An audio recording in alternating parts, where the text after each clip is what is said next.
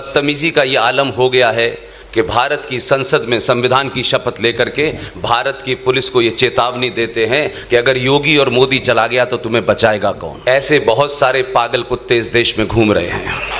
पागल कुत्तों के सामने मंत्र पढ़ने से पागलपना नहीं जाता जब तक गोली न मारी जाए। जो ये बार बार कहता है कि ये हिंदुस्तान किसी के बाप का नहीं है, उसको अपने बाप का पता नहीं है। इस देश में ये बिन बाप की औलादें घूम रही हैं और इस देश के बाप की चिंता कर रही हैं। अगर इस राष्ट्र का कोई बाप है तो वेद व्यास है। अब ये अपने बाप को ढूंढने लगे हैं क्योंकि बाप आ गया है। और ये वो लोग हैं जो हमसे हमारे बाप का पता पूछ रहे हैं और अपने बाप के बारे में 250 साल के बाद बता रहे हैं। जैसे कश्मीर में एक फारूक अब्दुल्ला नाम का मक्कार जिहादी, उसको 200 साल बाद पता चला कि 1722 में उसके पूर्वज कौल ब्राह्मण थे। अब ये अपने बाप को ढूंढने लगे हैं क्योंकि बाप आ गया है। उससे पहले बाप को नहीं ढूंढते थे, ये किसी के भी बाप के बारे में पूछते थे। एक और मक्कार था जिसने इस देश को एक लेमन चूस की गोली पकड़ाई और आप उस लेमन चूस को चूस रहे हैं। उस मक्कार का नाम था मोहम्मद इकबाल, जिसने भारत का तराना लिखा। इस देश के मक्कार राजनेताओं ने, लालची राजनेताओं ने, चाटुकारों ने बिना समझे ऐसे सड़क छाप लोगों को महान बना दिया है। उसको भी अपने बाप का पता चल गया था कि उसके माता पिता जो थे सप्रू ब्राह्मण थे।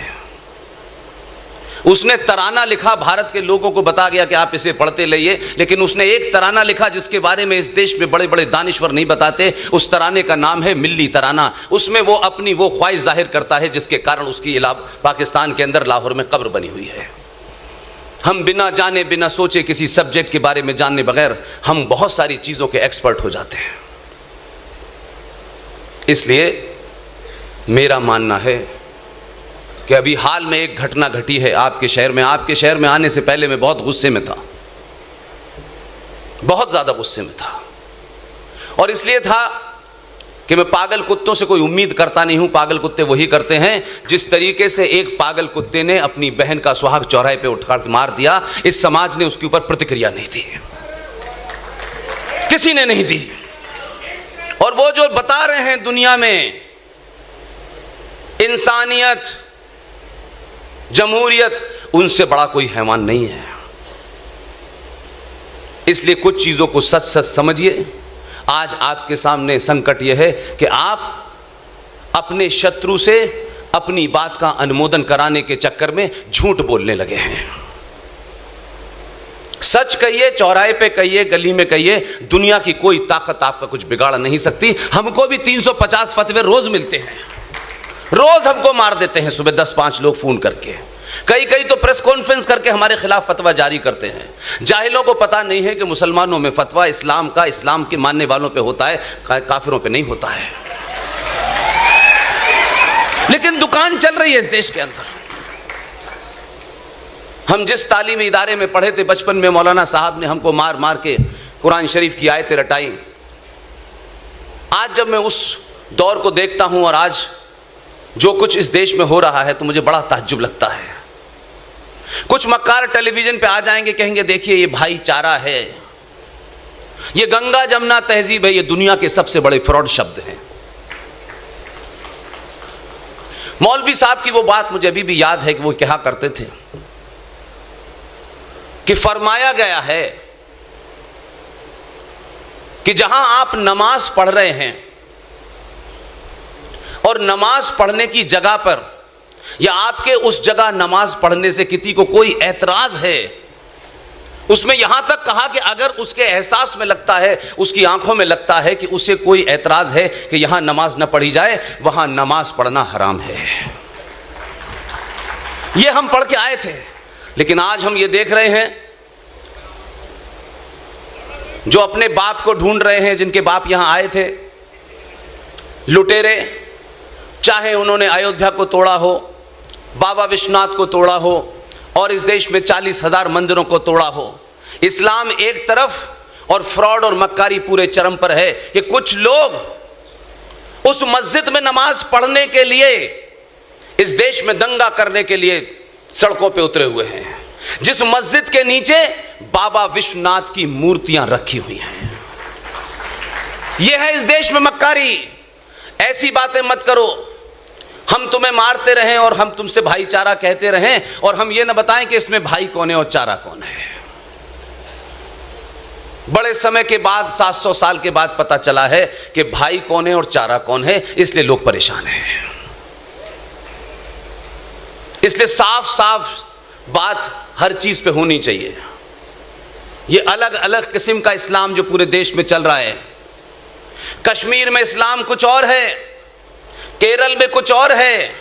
जहां 5% है वहां भाईचारा है, जहां 15% है वहां मानेंगे नहीं, और जहां मेजॉरिटी है वहां कश्मीर में कश्यप ऋषि के वंशजों को बिना उनके किसी कसूर के कश्मीर के अंदर मुसलमान इस्लामिक जिहादियों ने 2500 कश्मीरी हिंदू पंडितों की हत्या की, रेप किया, मर्डर किया और 5 लाख को भागने पे वापस कर दिया। लेकिन हिंदुस्तान का मुसलमान मक्कार आज भी बोलता है देखिए वो भाईचारा है, वो बाहर से आए थे, यहां से आए थे। ये नहीं कहता है कि हमें उतनी ही नफरत थी कि जिस लड़की ने अपना मजहब छोड़ करके सनातन का नाम पल्लवी रखा, उसने अपनी बहन के सुहाग को उजाड़ दिया। आपके नफरत का आलम यह है, लेकिन झूठ बोलने में सबसे आगे खड़े हुए हैं या आपको मूर्ख बना रहे हैं। इसलिए इस देश में कर्नल साहब से कहना चाहता हूं, कर्नल साहब आपकी फौज का जनरल, पहला जनरल इस देश में हुआ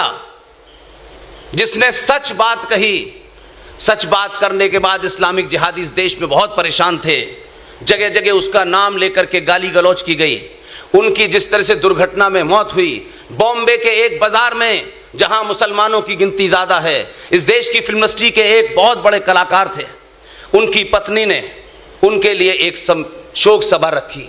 इस्लामिक जिहादी पहुंच गए, उनका पोस्टर फाड़ दिया और उनको श्रद्धांजलि नहीं देने दी। आखिर विपिन रावत से कुछ इस्लामिक लोगों की प्रॉब्लम क्या थी?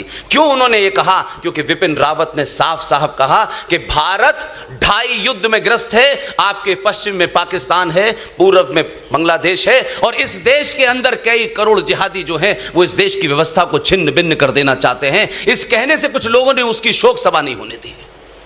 यह है भाईचारा हमारा। इसलिए आज एक जगह नहीं, बहुत सारी चीजें करेक्शन हो रही हैं, और जब चीजें करेक्ट होने लगती हैं तो इस्लामिक जिहादी इस देश में कह रहे हैं इंटॉलरेंस बढ़ गया है। अगर ये इंटॉलरेंस भारत राष्ट्र को बचाने के लिए अच्छा है तो गली गली में ये इंटॉलरेंस बढ़ जाए तो भी अच्छा है। इस देश के हर बच्चे को इंटॉलरेंट हो जाना चाहिए उन जिहादियों के खिलाफ, उस कचरे के खिलाफ जो इस देश में जगह जगह गंदगी फैला रहे हैं, हत्याएं कर रहे हैं। इसलिए आपने गलती कोई आज नहीं की है। यह बात अलग है कि भाग्यनगर में डॉक्टर मोहन गुप्ता ने एक बड़ा काम किया है। हमने फ्रॉडों को, मक्कारों को उनके पोस्टर लगाना बंद कर दिया है। और आज आप जिस मंच पे इतने सारे लोग देख रहे हैं, इनमें जिनके भी पोस्टर लगे हैं, ये वो विजनरी थे जो इन मक्कारों को जानते थे। अगर आप सही मायने में सरदार पटेल को इस भारत का निर्माता मानते हैं तो 3 जनवरी 1948 में कलकत्ता के मैदान में सरदार पटेल ने जो स्पीच दी थी उसे जरा कान खोल के सुनिएगा। आज के जमाने कोई दे देगा तो कोई कहेगा ये आरएसएस का एजेंट है, ये फलाने का एजेंट है, ये दिमागे का एजेंट है। सरदार पटेल ने साफ साफ उस वक्त के मुसलमानों को 2 टूक बात कही थी। आज कह दे तो लोगों को बड़ा बुरा लग जाएगा। इसलिए ऐसे लोग कुछ लोगों के आइकॉन नहीं हैं इस देश में। सुभाष चंद्र बोस इस देश का आइकॉन नहीं बना, फूल वाले चचा जैसे मक्कार लोग बने हैं। इसलिए सच बोलिए, सच से ज्यादा कुछ भी इंपॉर्टेंट नहीं है। और जो सच बोलता है उसे डराने वाले बहुत होते हैं, लेकिन डरा नहीं पाते हैं। यूं तो अब इस शहर में आने में बहुत लोगों को डर लगता है, क्योंकि इस शहर में डराने वाले जिहादी बहुत रहते हैं। और वो यही नहीं डराते, वो दूसरे शहरों में जाके भी डराने की कोशिश करते हैं। और बदतमीजी का ये आलम हो गया है कि भारत की संसद में संविधान की शपथ लेकर के भारत की पुलिस को ये चेतावनी देते हैं कि अगर योगी और मोदी चला गया तो तुम्हें बचाएगा कौन। ऐसे बहुत सारे पागल कुत्ते इस देश में घूम रहे हैं।